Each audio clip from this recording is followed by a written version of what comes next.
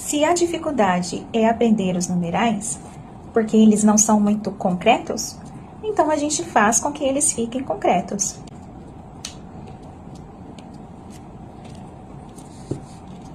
Unidade, dezena, centena. Unidade de milhar. Uma unidade de milhar. 1000.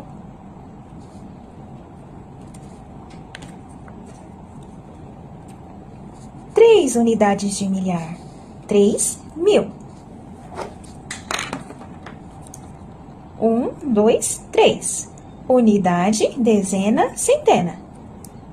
Nova classe do milhar.